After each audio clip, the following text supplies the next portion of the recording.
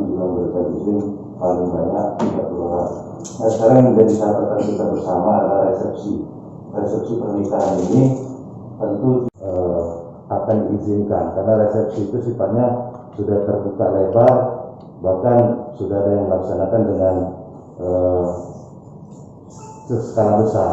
Nah, tentu pada hari ini kesempatan yang baik ini mungkin dalam keputusan rapat bersama Forkompinda mungkin ada dari BPBD dapat menghasilkan yang terbaik. Itu salah satunya izin resepsi. Nah, di masyarakat sekarang itu berkembang isu yang kami temui di lapangan, bahwasanya rekomendasi bupati itu seakan-akan sudah mengizinkan. Jadi sudah mengizinkan masyarakat untuk mengadakan resepsi, bukan pernikahan. Jadi resepsi. Nah, jadi sekarang masyarakat itu berkonsultasi dengan kami DPR, bahwasanya ini Pak Rumah Sianu itu Lebulia, Rumah Sianu Lebulia ada di tengah-tengah masyarakat setiap hari. Sampai pada hari ini saya rasa mungkin dengan Pak Sekretaris Gugus Tugas itu sudah ada data pesta ataupun resepsi ini sampai ke bulan 11, kita perhitungkan 2 bulan ke depan. Ini sudah ada. Nah, saya mohon dalam poin yang pertama Pak Bupati sampaikan ini menjadi pertimbangan Pak Bupati. Pertimbangan untuk tidak melaksanakan resepsi ini, saya atas nama Ketua DPR mewakili kawan-kawan ini dipertimbangkan. Kalau untuk masalah tidak diperbolehkan resepsi ataupun tidak diperbolehkan keramaian, karena ini sudah berjalan Pak Bupati. Ini saya mohon maaf Pak Bupati, bukan kita yang benar, sharing. Ini harapan saya Pak Bupati pada hari ini sangat bagus sekali dengan mengumpulkan Forkompinda, karena keputusan Forkompinda sekarang nanti bersama gugus tugas dapat menghasilkan ataupun keputusan bersama yang mungkin nanti Pak Bupati panggil bagian hukum untuk mengkaji atau kesepakatan. Nah, tentu minggu depan pada TKP di saya itu izinnya tidak diizinkan yang lain, apa kata mereka? Nah, saya berharap ini menjadi pertimbangan Pak Bupati, karena tentu saya apapun keputusan karena saya akan ikut, karena sudah rapat dan ini sudah keputusan. Jadi kita akan jalankan apapun keputusan Pak Bupati. Nah, saya mohon nanti kalau untuk ditutup ataupun tidak diizinkan, saya mohon untuk dipertimbangkan kembali. Nah, tentu saya bersama kawan-kawan anggota Dewan sudah sering undangan ini Pak Kasat Tinggal, Pak Dandim, Pak Kedari. Di Kota Bengkulu sudah diizinkan. Nah, sekarang kalau di Seluma tidak diizinkan, nanti apa kata masyarakat di Seluma? Dan saya minta jajaran pihak OPD coba nanti studi banding, minta SPP dengan Pak Bupati. Pak, kami mau tanya ke Bengkulu Selatan, seperti apa gugus tugasnya terkait pesta. Semua kabupaten sudah boleh. Nah, saya bukan saya membantah atau apa izin Pak Bupati. Nah, ini menjadi temuan kami di lapangan. Harapan saya untuk kembali mengkaji. Itu izin hotel, izin tamu. Nah, terakhir kemarin yang saya berada di Desa Sukaraja dan sekitarnya, jangankan izin pesta, kemarin ada itu kegiatan yang sangat ramai. Itu namanya kami salah satu gestrek, lomba motor di Desa Lawangagung. Nah, maksud saya mohon tentang keramaian ini untuk dikaji kembali, karena izin Pak Kasat Intel, maklumat Kapolri ini kalau saya tidak salah itu sudah dicabut tentang izin keramaian. Nah, saran saya dengan Sekretaris Gugus Tugas beserta jajaran OPD pemerintah daerah, saya pernah dapat undangan tanggal 20 Agustus di Kabupaten Rejang Lebong, tepatnya di Kota Curug. Mereka setiap melaksanakan keramaian itu meminta izin ke Ketua Gugus Tugas. Itu melampirkan beberapa pernyataan. Jadi selektif itu, mulai pernyataan dari ahli rumah tangga menjalankan protokol, bahkan dari undangan yang sudah dijadwalkan oleh ahli rumah itu dikasih ke Ketua Gugus Tugas atau Sekretaris Jajaran Rumah. Itu diseleksi undangan yang mereka tulis di atas itu dijelaskan setiap tamu undangan, itu nanti bisa saya bagikan, itu setiap tamu undangan wajib menggunakan masker.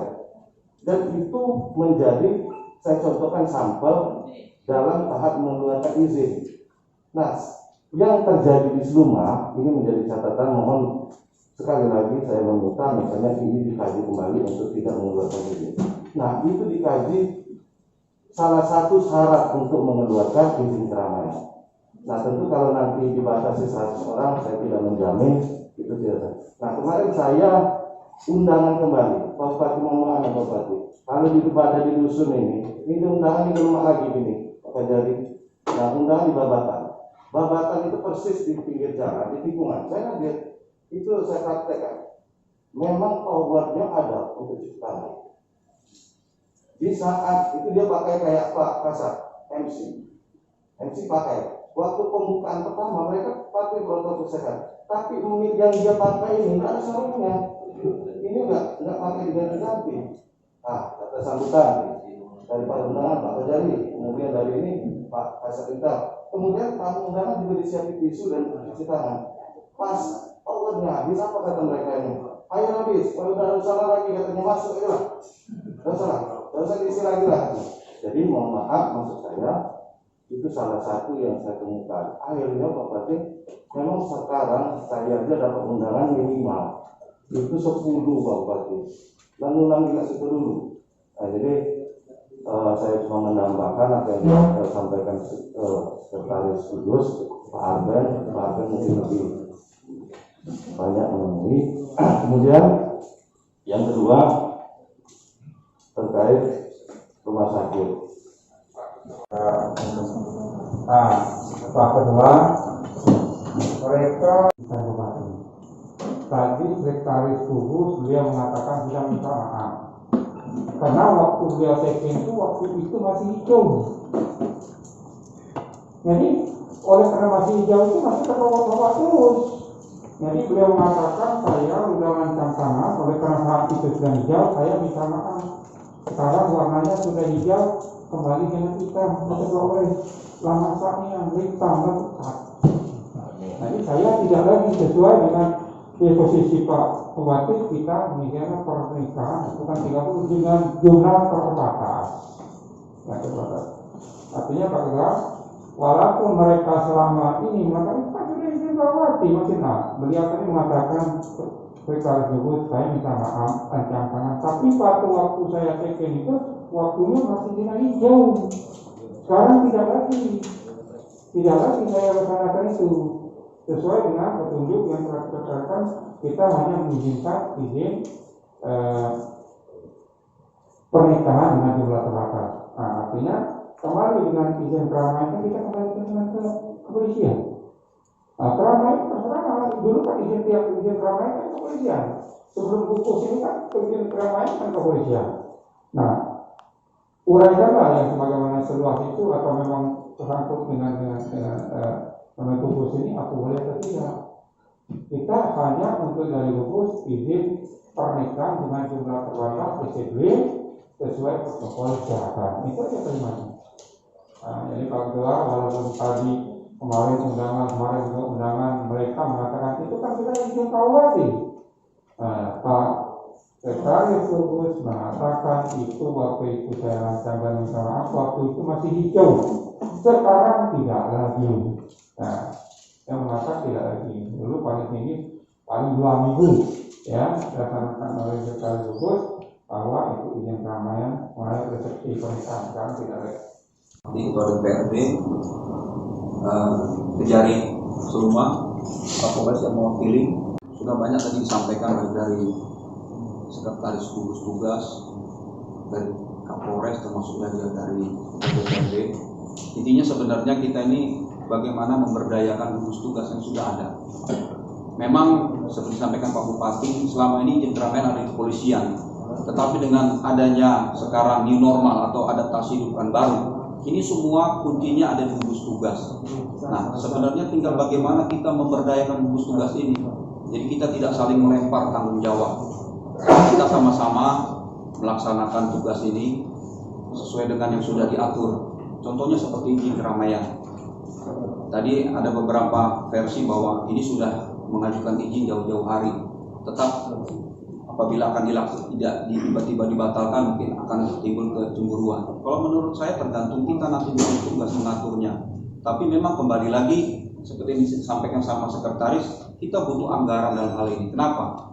Kegiatan ini kan sudah jelas. Contohnya, apabila memang sudah didata ada 20 undangan ke depan dalam bulan September ini, kita tinggal membentuk tim yang memang sudah ada selama ini, gugus tugas. Jadi pada saat di suatu kegiatan keramaian itu nanti sudah ada pihak dari kepolisian, Kodim, Pol PP yang melaksanakan penegakan disiplin.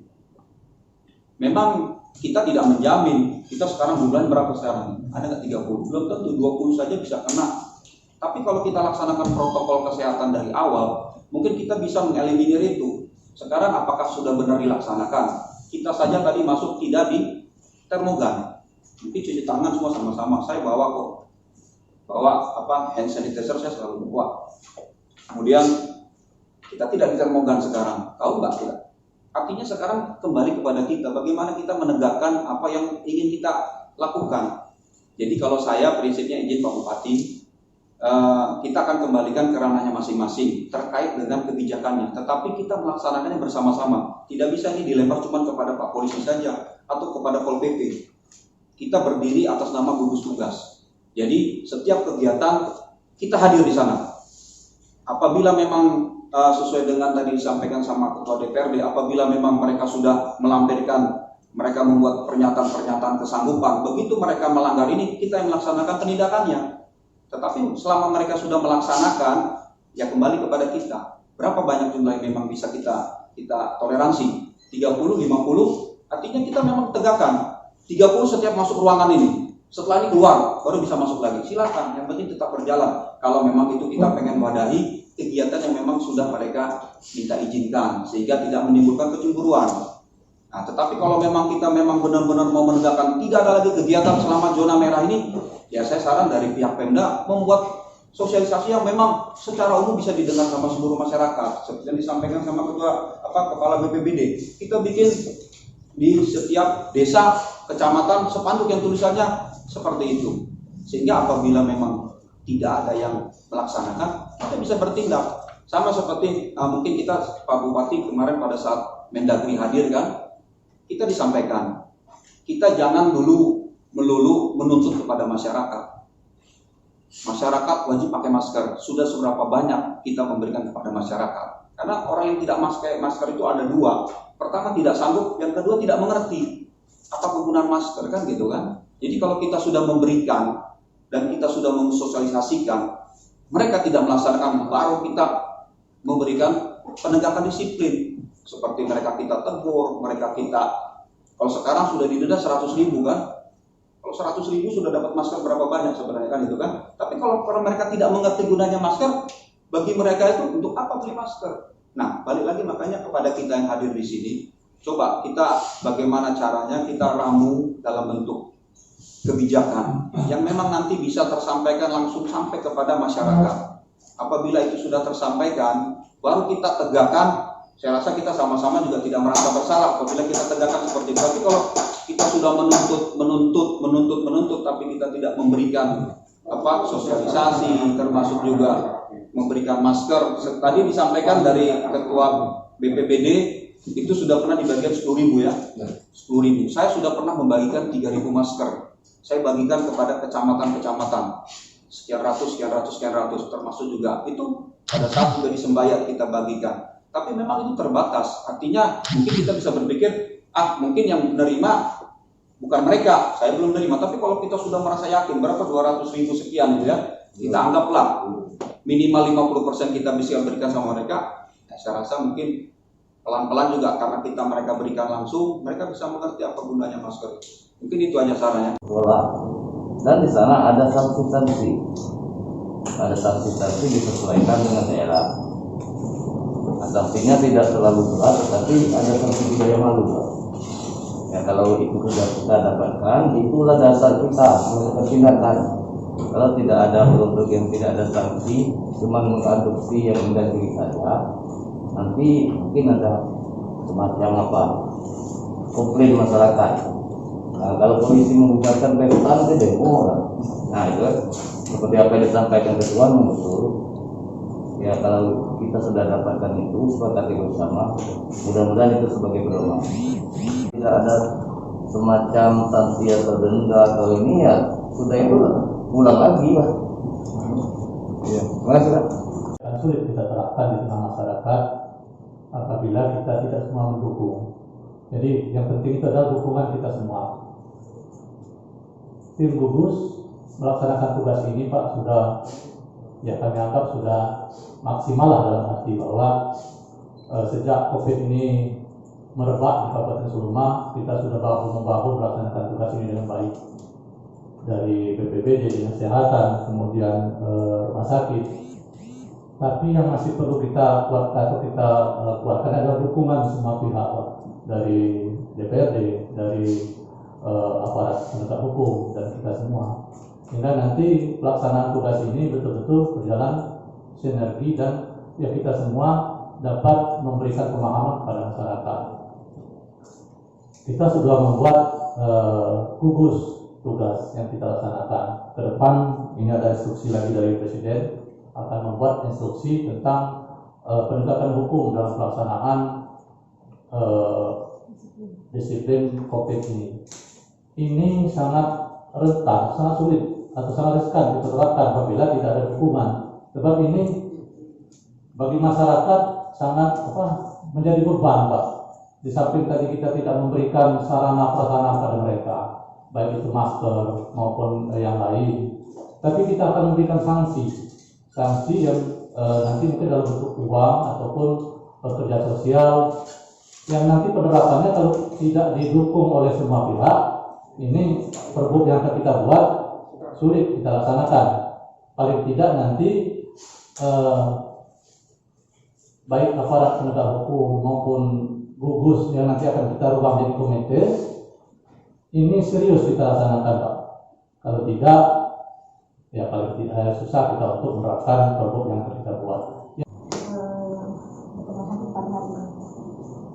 Mohon maaf sebelumnya saya terlambat hadir pada hari ini. Ada beberapa hal yang ingin saya sampaikan pada hari ini, mungkin hanya sekedar mengingatkan saja soal pertama kegiatan sosial termasuk pesta pernikahan. Pada dasarnya pemerintah Kabupaten Suluma sudah menerbitkan surat edaran di tanggal 30 Juli 2020. Itu sudah ada surat edaran yang menyatakan bahwa jumlah pengunjung tidak melebihi 50% dari kapasitas gedung atau tenda. Itu sudah ada. Kemudian petugas yang ditunjuk yang di dalam gugus tugas ini harus hadir di situ untuk menerapkan peraturan secara ketat. Kemudian di samping itu seperti kata Pak Ketua DPRD tadi, tuan rumah yang mengadakan acara membuat surat pernyataan akan mematuhi protokol kesehatan sebelum rekomendasi izin keramaian dikeluarkan. Kemudian disarankan untuk ngasih kotak, kemudian tiada kegiatan malam, lomba song, domino dan sebagainya. Dan pemerintah desa juga wajib menyediakan termogan itu. Dan waktu kedatangan tamu diperpanjang seperti diatur, seperti kata Pak Asisten 1 tadi.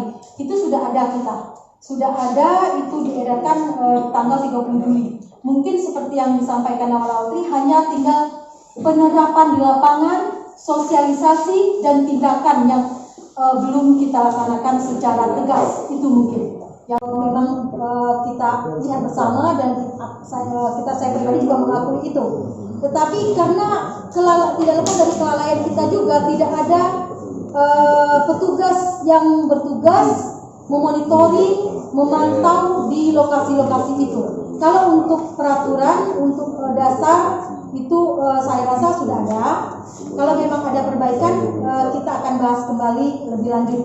Berikutnya mengenai rancangan Pergub mengenai disiplin penegakan hukum protokol kesehatan berdasarkan instruksi Presiden nomor 6 tahun 2020. Keterbatasan ilmu saya masih agak ragu, masih agak riskan mengenai penerapan denda dalam bentuk uang. Mungkin nanti saya akan berkoordinasi lebih lanjut dengan Pak Kasih Datun mungkin atau pihak-pihak lainnya terkait dengan itu. Karena biasanya denda dalam bentuk uang itu dalam bentuk perda seperti itu. Tetapi kembali saya katakan karena keterbatasan ilmu dan pengetahuan saya akan pelajari lebih lanjut terkait itu.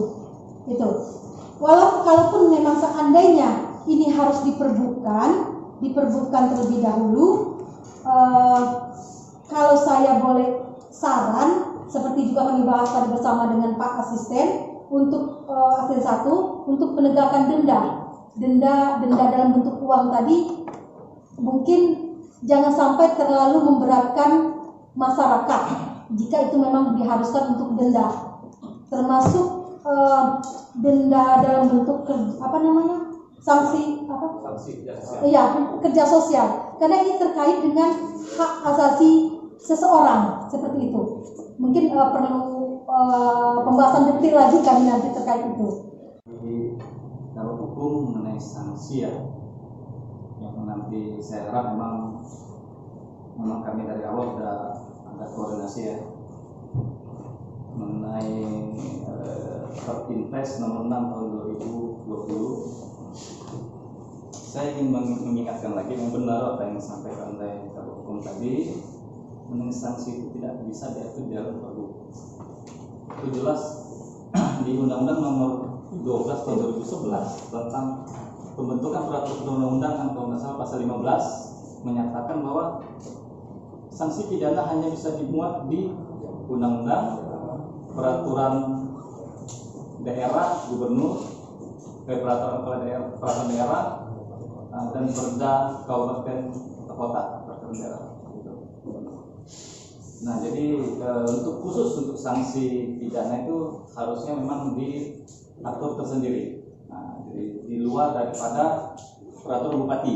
Nah, setelah peraturan bupati selesai dibuat, segeralah kita bentuk lakukan perda melalui DPR untuk disahkan. Nah, disitulah nanti penekanan tentang aturan disiplin sanksi administratif yang akan diatur. Ya, harapan saya sih nanti silakan koordinasi melalui pengacara negara bahwa sanksinya atau bisa yang perlu memberatkan karena juga ini kan akan masuk ke daerah. Tidak perlu sama dengan daerah lain, tapi minimal kalaupun ada sanksi masyarakat mampu membayar.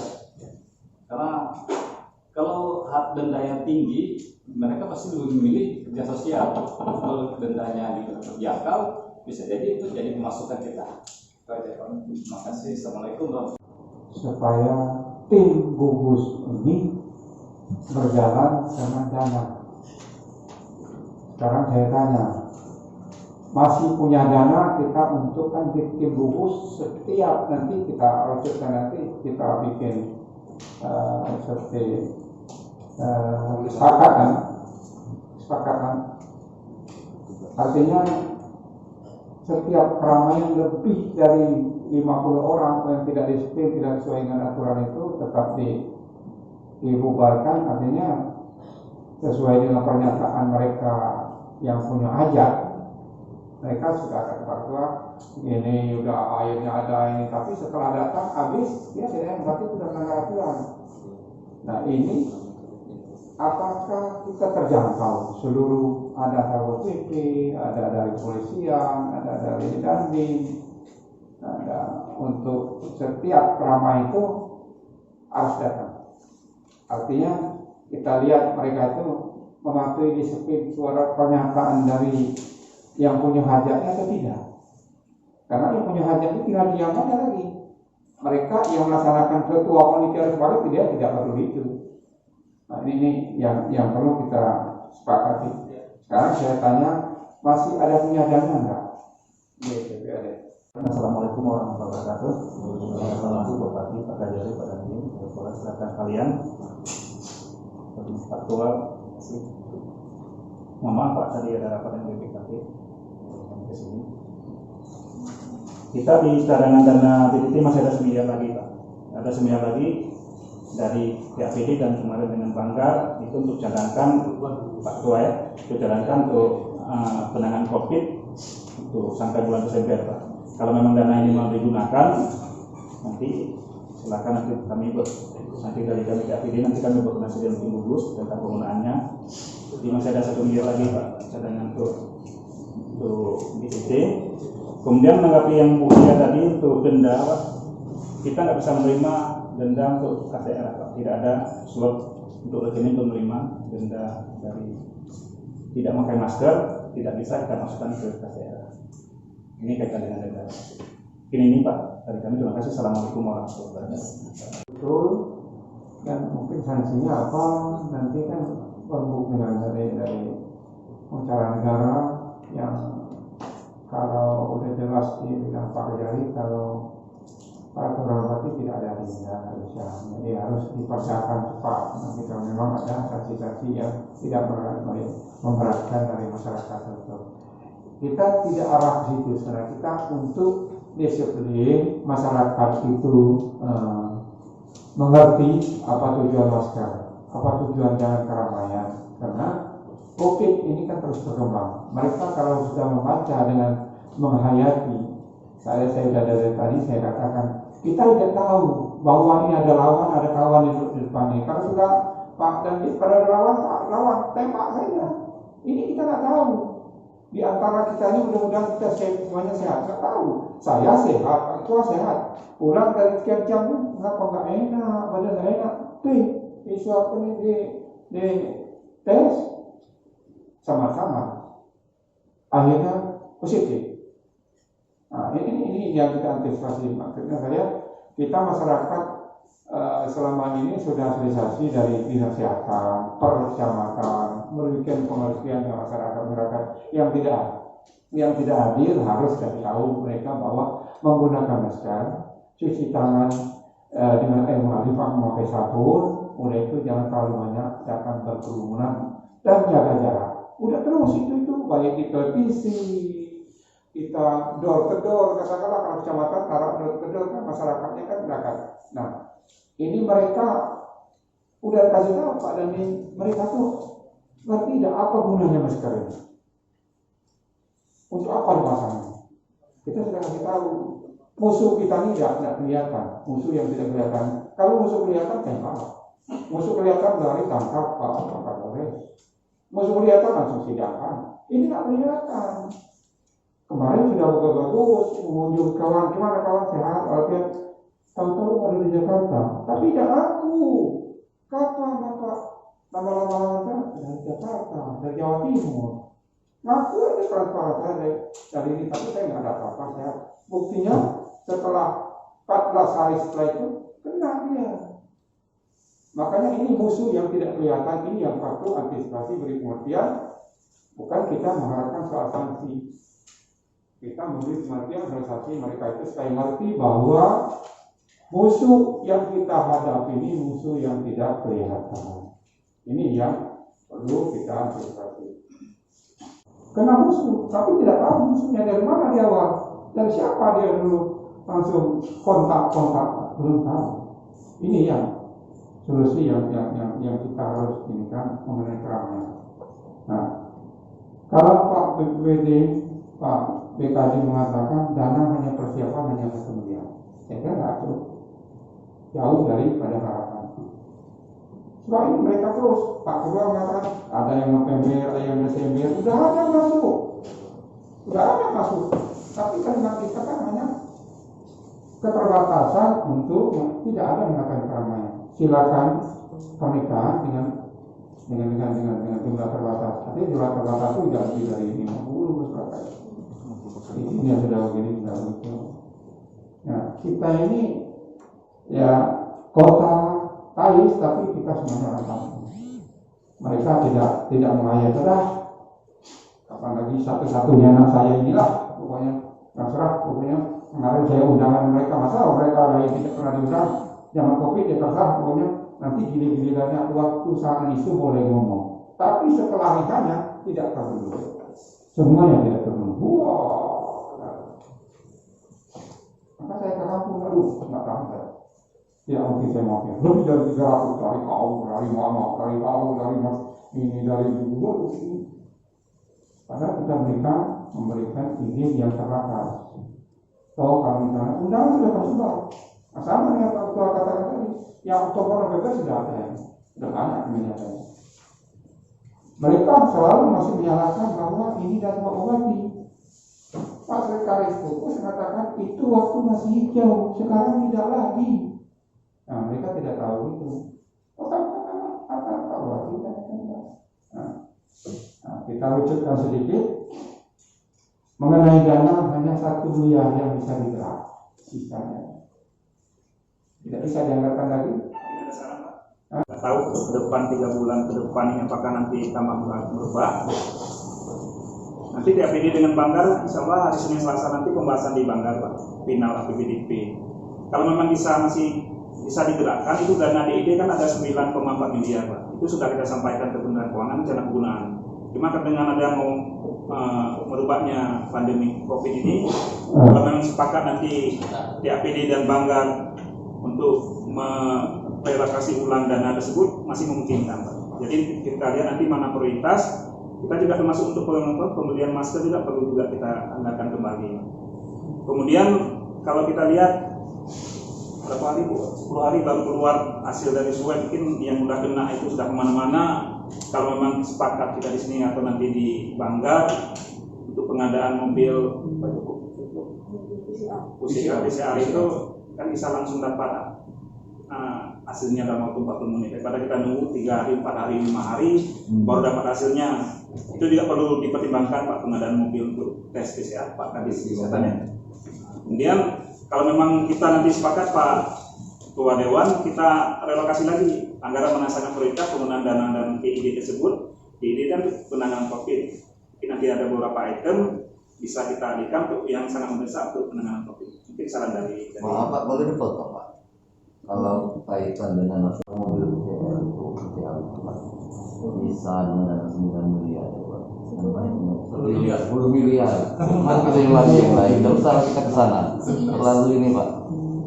Kita jangan nggak usah ke sana. Nanti diskon dulu. Nanti kita rapat. Undang kami Pak. Ajak kami dari dinas kesehatan dan rumah sakit.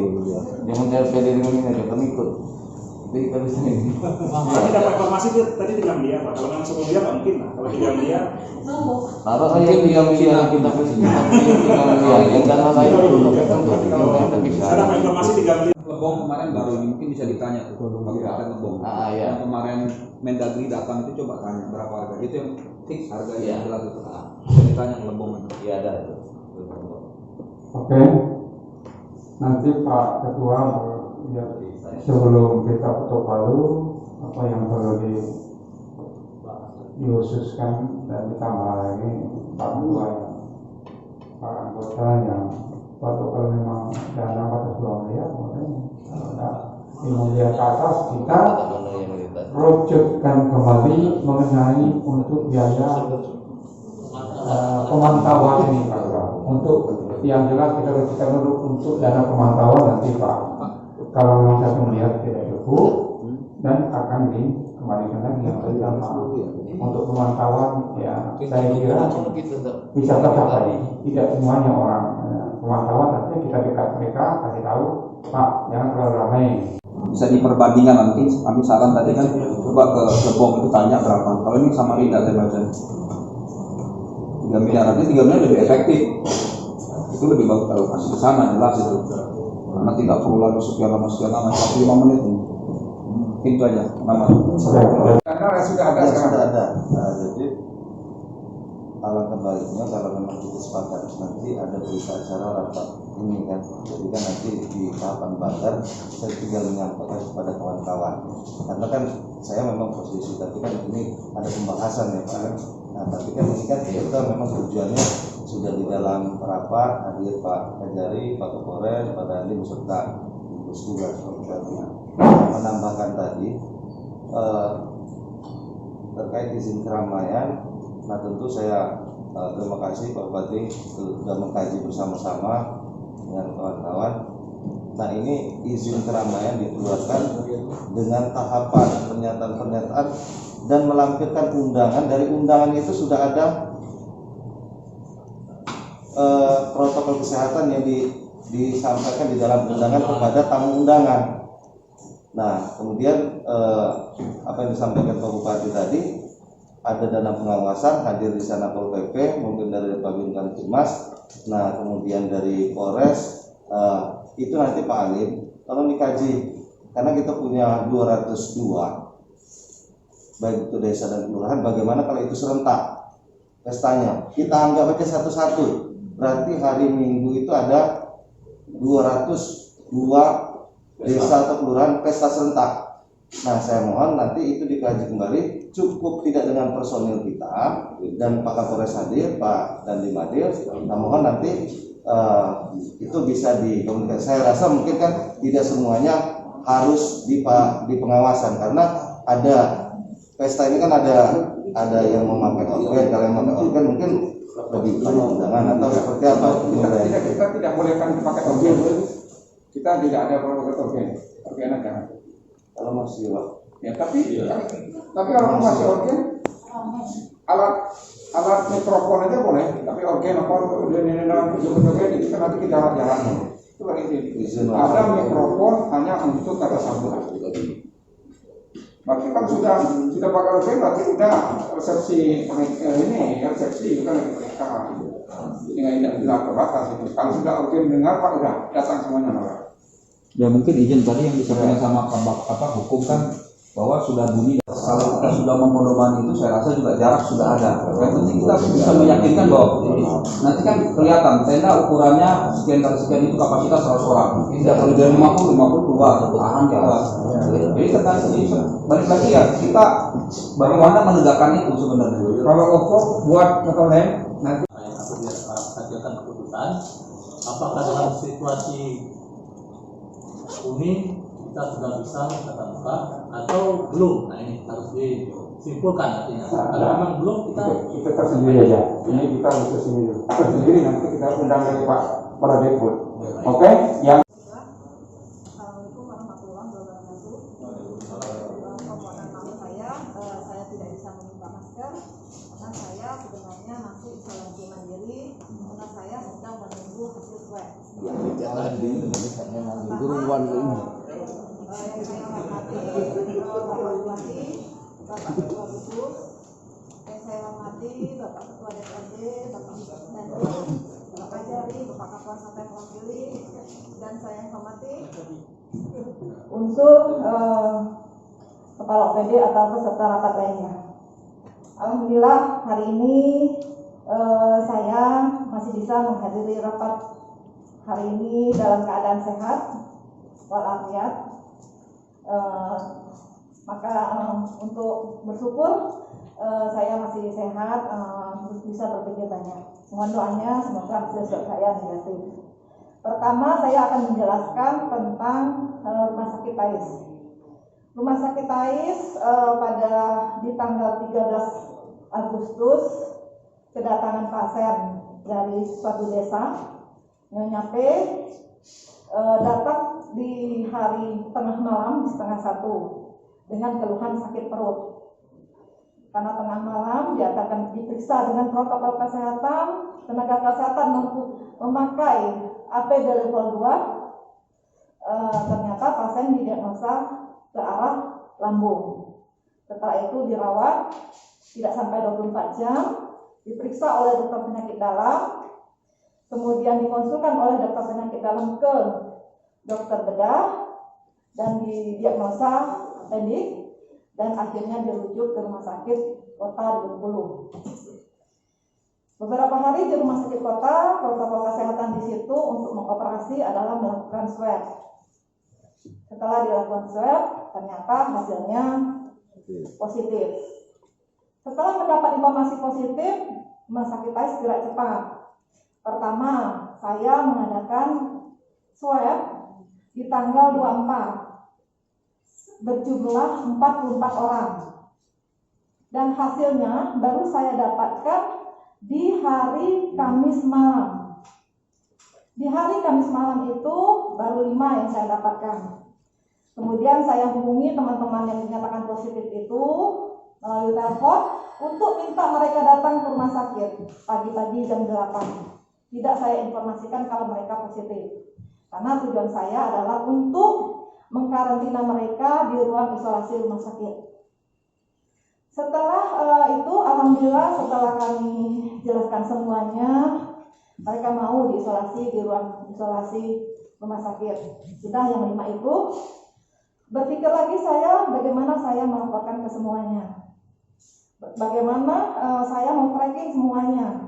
Karena untuk menyuruh orang swab itu tidak gampang. Jangankan swab, rapid pun orang berat, takut ketahuan.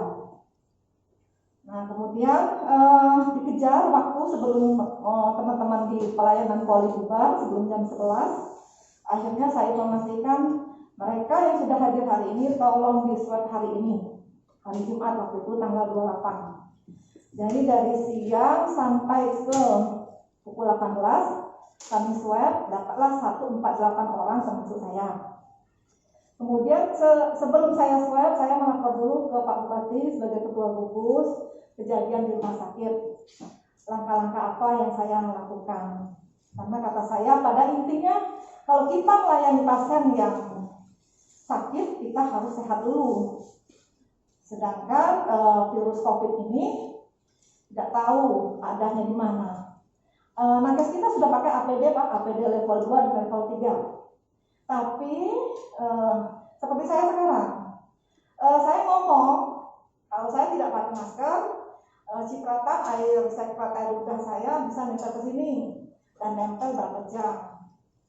Atau saya pegang apa yang saya kucuk-kucuk, saya pegang apa, itu bisa terkontaminasi, bisa tidak menyebar. Atau mungkin waktu kejadian itu keluarga-keluarga pasien yang hadir itu memegang apa kan dapat dari itu ada 2 keluarga pasien yang positif juga ya Pak, seperti itu.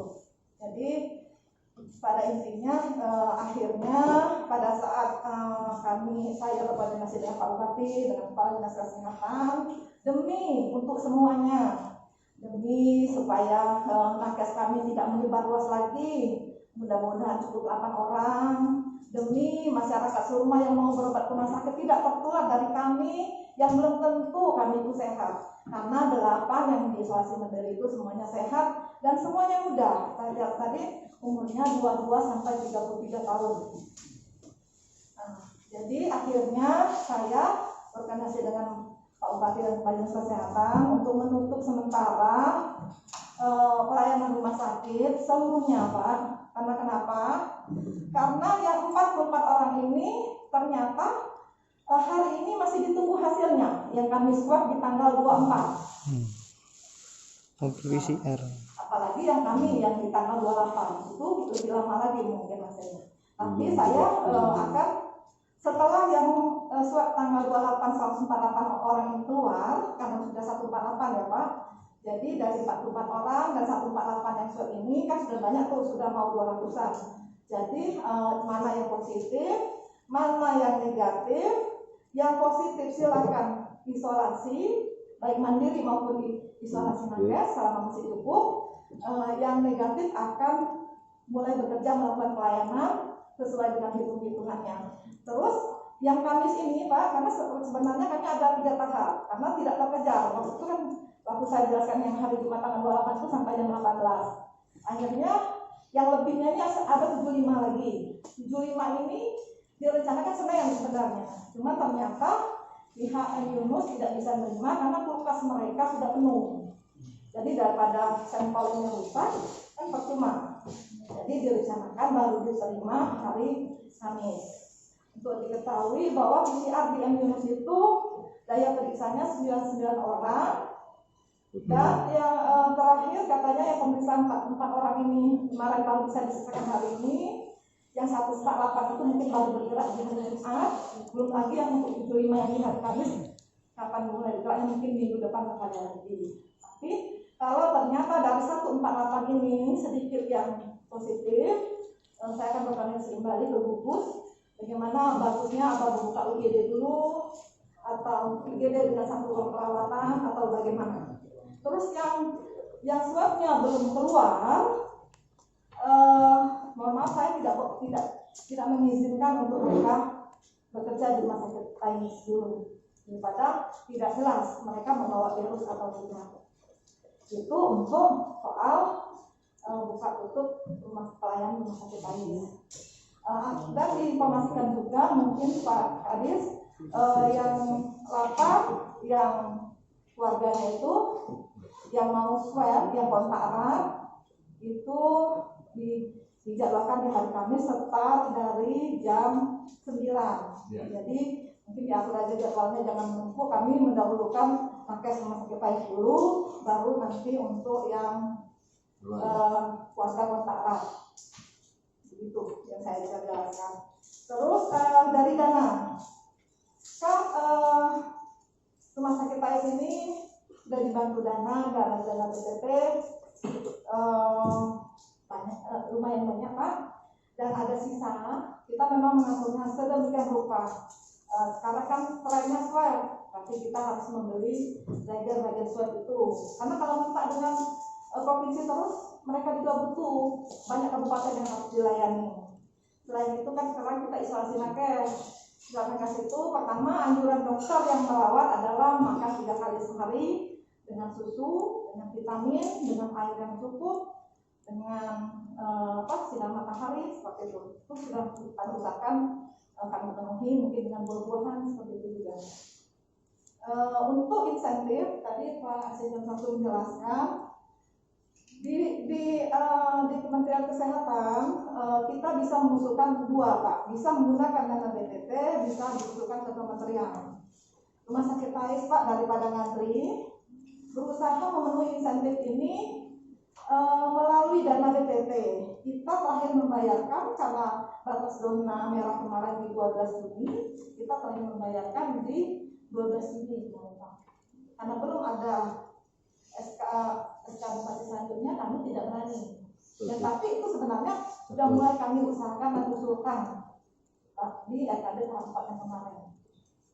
Terus untuk PCR, kemarin Pak Kadi sudah berkoordinasi dengan saya, bertanya soal biaya dan segalanya. Bagaimana kalau kita ada PCR? Pertama yang harus disiapkan adalah satu SDM. SDM adalah dokter patologi klinik rumah sakit PAIS sebelumnya. Yang kedua, analis itu harus terlatih. Kalau dokter itu namanya ACLS, bersertifikat yang bisa memeriksa. Itu akan dilatih kalau memang disetujui. Tapi saya rasa tidak mungkin analisnya itu mau pergi ke Jakarta untuk dilatih dalam keadaan pandemi seperti ini. Yang ketiga, ruangannya. Ruangan laboratorium itu ada pihak yang mau Zoom meeting kalau memang disetujui. Katanya ruangannya itu harus berstandar tekanan negatif. Terus alatnya adalah alat yang otomatis yang tingkat kesalahannya kecil. Kalau tadi katanya setting ruangan sekitar 1 M katanya. Kalau alat itu sekitar, belum saya tanya Pak berapa. Tapi saya menyiapkan SDM ini yang butuh waktu seperti itu. Tapi kalau yang mobil yang seperti kita lihat di Surabaya, setelah diservis harganya katanya 10 M. Mungkin ini saja yang bisa saya jelaskan tentang rumah sakit PAIS. Mohon maaf, kami akan membuka kembali kalau hasil swab memungkinkan untuk dibuka rumah sakit Pak, daripada kami menularkan penyakit kepada masyarakat serumah. Waktu saya memberitahu Pak ke 5 atau 8 orang itu, semuanya nangis Pak. Saya sengaja video call memberitahunya itu karena saya pengen tahu apa yang mereka kerjakan saat itu dan pengen tahu respon wajahnya. Ada di sebelah bayinya lagi main serem atau gimana. Ada yang di sebelah bayinya juga langsung menjerit-jerit semuanya. Jadi di sini saya sangat mengimbau bagaimana protokol kesehatan ini saling kita penuhi. Kesadaran mungkin untuk kepala OPD mohon ditegur. Bawahannya itu kalau tidak memakai masker atau kumpul-kumpul yang tidak standar, seperti kalau saya berjarak lebih kurang dari 2 meter atau saya tidak menggunakan masker atau saya terlalu lama kontak dengan Bapak Ibu semuanya di sini. Jadi mohon dukungannya supaya pandemi ini berakhir. Protokol kesehatan itu di setiap sektor, di setiap OPD mohon ditekankan karena kasihan. Banyak sekali yang berkata kita pakai baju lengkap, Bu, kata dia, baju putih-putih itu, baju hazmat itu sangat panas, sementara orang di luar berjoget. Seperti itu. Jadi kan miris sekali ya kita. Itu aja yang bisa saya sampaikan. Assalamualaikum warahmatullahi wabarakatuh. Waalaikumsalam. Rumah sakit. Jadi kalau untuk kemungkinan membuka itu bisa, asal sudah ada hasilnya negatif dalam berapa hari dulu? Yang ini aja mungkin baru Jumat depan, Pak. Yang satu Ya, kita 2 minggu lagi dan 2 minggu lagi. Itu kemungkinan nanti kita lihat hasil. Tapi untuk sementara ini belum boleh. Ya. Tapi ini ada yang ingin saya sampaikan. Rumah sakit umum sudah didesinfektan atau belum sekarang? Kalau yang di ruang-ruang sektor tertentu sudah, Pak. Kita kan punya juga desinfektan. Cuma kalau di Karena kelas ini itu BPBD sudah bekerja, sudah. Sehingga saya kalau kurang desinfektan ambil di dinkes, masih ada sisa. Silakan Hari ambil ini ambil. sudah ada yang bekerja. Tapi dijadwalkan jangan rumah sakit saja ya. Cuman kami Bu Wiwin, kami pinjam ke dinas sosial kan ya. Dengan kami ada. ADP itu. APD itu menyemprot itu harus pakai robot. Kami juga kami pernah pinjam ke dinas sosial. Pinjam. Bukan maksudku pinjam 2 buah dengan kami, cuma sekali pakai lah. Sekali pakai. Nah, kami tidak ada itu. Jadi ini petugas tidak berani untuk rumah sakit. Karena dapat 2 buah. Dapat Pinjam dinas sosial pinjam. pinjam kan? Minta. Diganti nggak? Diganti. Tidak jangan lagi kan? Sudah nyemprot uang. Diganti. Minta. Nah, dapat lagi 2 kan? Secara Jadi dengan dinkes, kasih dinkes hari ini, kami semprot. Semprot Jalan terus kan. Soalnya ini Pak, pakai kalau dari sosial itu ada helmnya langsung seperti itu, Bu. kalau baca berlanjutkan kita ini dulu kalau ada desinfektan masa kantor-kantor, rumah sakit, itu sama kemungkinan ya. Kita pertama terus, ya Allah cium ada itu kita rentukan di sini dengan dana tadi Pak Alim. Kalau obat masih ada dengan kami. Kan yang menyebut itu BPBD. Obatnya siap. Tinggal lagi kita melakukan itu. Oke, yang lain tanggapan mengenai penutupan rumah sakit untuk sementara, silakan. Yang ada tanggapan? Jadi dari Pak Kapolres, Pak Dandim, semua pemuda yang ada pada ini, tentu terkait penutupan rumah sakit, saya dapat surat itu lebih kurang 3 hari yang lalu, keputusan direktur rumah sakit yang ditandatangani mengetahui Pak Bupati. Tentu saya tidak tahu dasar hukumnya ataupun konsultasi dari mana. Ini sudah komunikasi ke provinsi atau belum, dan seperti apa itulah dalam 1 hari kemarin bahwasanya saya memberikan pantun kepada dinas kesehatan. Tentu saya menyampaikan pantun kemarin itu, saya sudah rapat dengan beberapa anggota DPRD terkhusus Komisi 2 terkait penutupan rumah sakit, dan saya kemarin perlu saya jelaskan pengetahuan media terkait penutupan rumah sakit. Saya memang mengkritisi mulai dari surat yang dikeluarkan Pak Bupati. Saya tidak tahu seperti apa rapatnya atau sebelumnya, kenapa Pak Bupati cuma mengetahui di surat tersebut, tapi tidak harus keputusan Bupati aja atau direktur sebelumnya. Nah tentu itu yang sampai saya memberikan pantun kepada Pak Bupati. Nah kemudian memang saya melihat langsung turun situasi dan di kondisi di rumah sakit ataupun di seputaran rumah sakit. Harapan saya memang mau tidak mau Pak Bupati, saya menolak penutupan itu kalau secara total, karena saya khawatir ada masyarakat yang gawat darurat. Tentu kita berbicara saat ini, misalnya saya tiba-tiba karena saya punya riwayat sesak nafas, dan saya harus dioksigen pada saat ini, maka di mana saya akan dibawa? Setahu saya, puskesmas yang ada di seputaran sini tidak mampu untuk oksigen yang skala besar. Saya berharap UGD tetap dibuka. Mohon maaf pada Bupati ataupun orang tua saya, bukan ini. Dengan rapat ini, saya berharap kalau keputusan rapat pada hari ini hadir Pak Kejari, Pak Nadiem, Pak Kapolres beserta jajaran tim gugus yang saya sangat menghormati. Tapi kalau secara sepihak, ya bukan saya tidak menerima atau mohon kembali dikaji dasar-dasarnya. Nah kemudian kepada tim medis rumah sakit, saya ikut belasungkawa ataupun sedih dengan perjuangan garda terdepan untuk penanganan COVID ini yang sekarang telah terkapar. Tapi tadi sudah saya tanyakan, memang hampir semua itu orang tanpa gejala. Kita cuma bisa berdoa semoga tenaga medis ini dapat kembali bekerja setelah diisolasi mandiri selama 14 hari. Amin ya rabbal alamin. Nah tentu pada kesempatan ini mohon dipertimbangkan kembali penutupan secara total. Saya berharap kembali UGD ataupun rawat inap tetap dan protokol kesehatan tetap dilanjutkan kepada Dinas Kesehatan, Direktur Rumah Sakit. Coba ini dipelajari kembali, mempertugaskan tenaga-tenaga medis yang lain. Saya bukan tidak berpihak kepada semua tenaga medis, karena saya sanksi nanti ada nyawa yang tidak bisa tertolong. Saya tidak tahu ada kejadian-kejadian melahirkan angka begitu dusun-sunsan dan sebagainya, itu harus penanganan.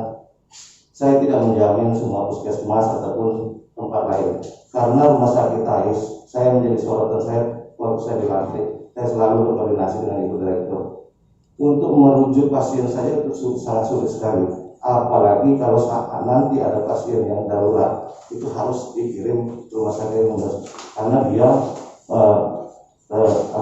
mempunyai sistem yang harus dikonekkan ke rumah sakit rujukan. Nah kemudian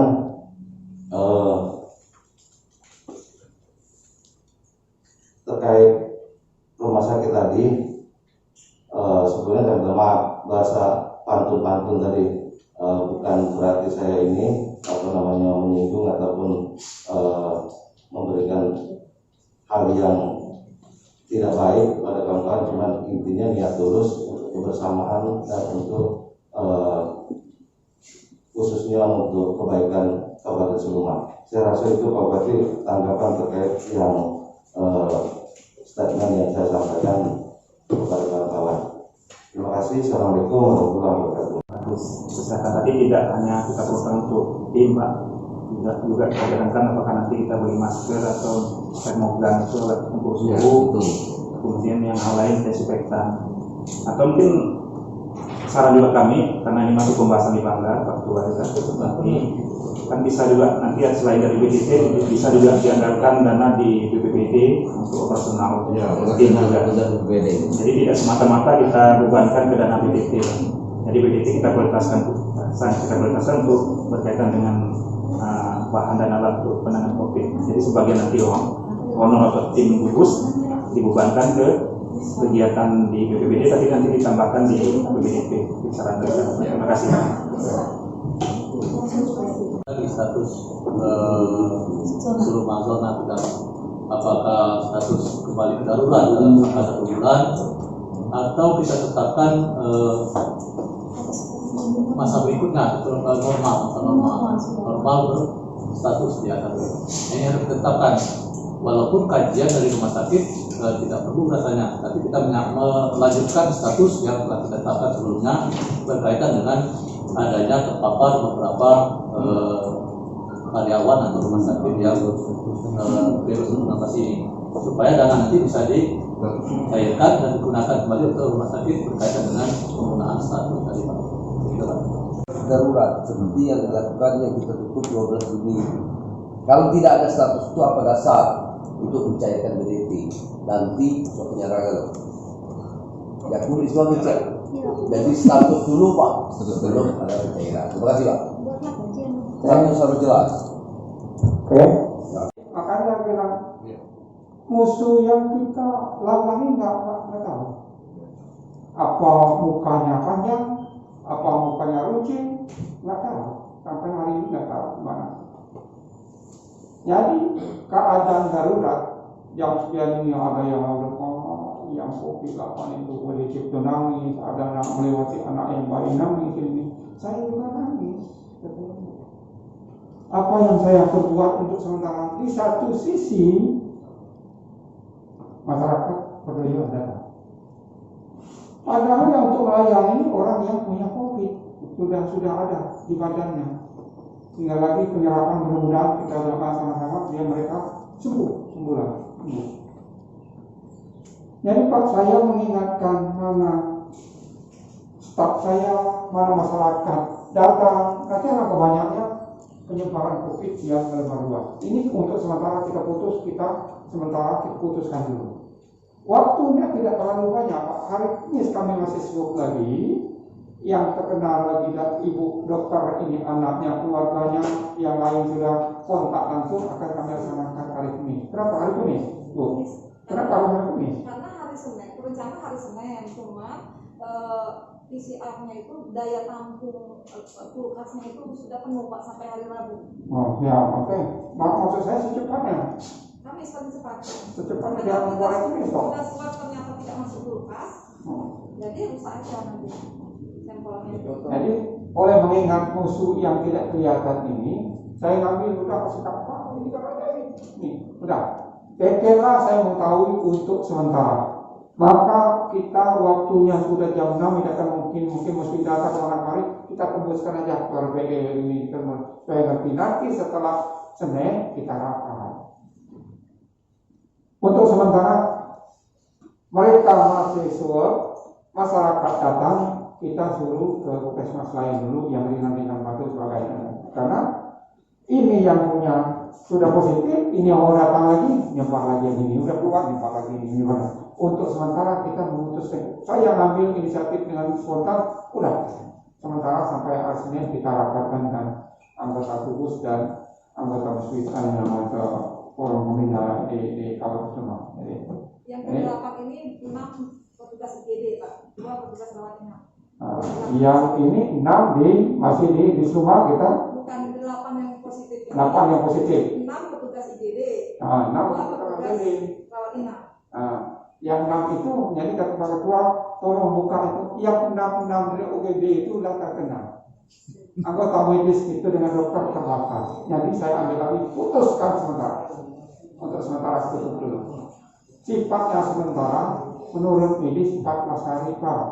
Nanti kalau sudah sembuh yang ini ya tetap akan kita buka dan kita bila-bila yang sudah di swab sekian 10 orang itu kan sudah sehat yang 14 hari itu sudah masuk dia udah selama 14 hari masih tetap ini positif, yang menunggu hasilnya 80 orang masih menunggu hasil. Yang 148 ini mungkin saya tunggu di hari Jumat ini. Itu hasilnya balik yang negatif, jumlahnya mencukupi untuk buka IGD dan satu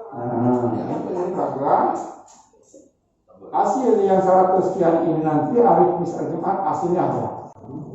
Untuk sementara 14 hari nunggu hasil dari yang 100 sekian itu yang positif, yang negatif kita tunggu. Oh ini hasil kita buka kembali.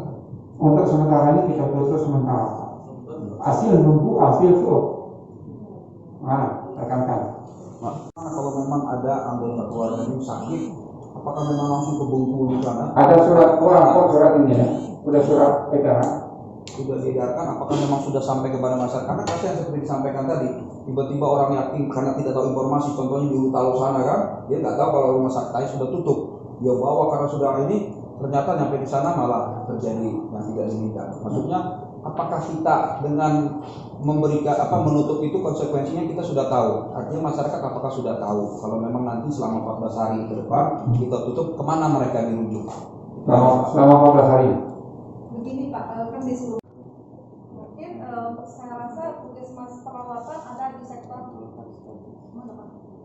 Ada di Mas Manggal, Kemang Mungkus, Mas Jalan.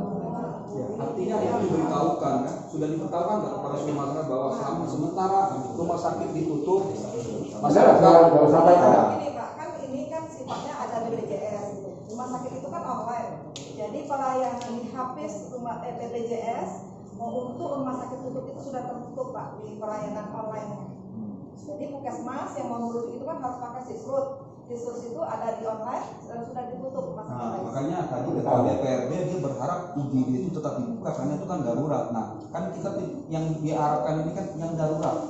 Apabila tiba-tiba terjadi kemana gitu dirujuknya? Misalnya wilayah sini mungkin ke Mas Mambang, ini kemana? Itu yang perlu kita beritahukan. Kalau masalah penutupan saya setuju karena untuk apa kita berobat ke tempat yang memang masih terpapar kan gitu kan, malah menambah. Tapi bagi masyarakat yang contohnya mendadak apabila tiba-tiba ada yang sakit itu kemana gitu harus kita beritahu juga tugas kita gitu. Ya, umumkan lagi buat surat edaran Pak ini, Pak ini satu buat paparan di situ jika perlu di depan pintu itu. Sementara, ya. Oke Pak, pertimbangan Pak sebentar. Di beberapa pemerintahan atau rumah sakit itu penutupan itu seminimal mungkin Pak. Artinya kalau memang 3 hari, ya 3 hari, jangan 14 hari betul. Kalau kita lihat dulu kondisi rumah sakit sudah diinspektan, kemudian swab sudah keluar, kita sudah melihat kondisi daripada rumah sakit, dokter yang masih bisa bekerja berapa orang, yang terpapar berapa orang. Kalau memang nanti hitungan kita masih ada dokter yang mampu melaksanakan tugas tidak terpapar dari setelah hasil swab, kalau kami pertimbangkan mungkin 3 hari atau 4 hari setelah selesai swab keluar bisa berfungsi kembali Pak. Artinya seminimal mungkin penutupan, jangan terlalu lama 14 hari.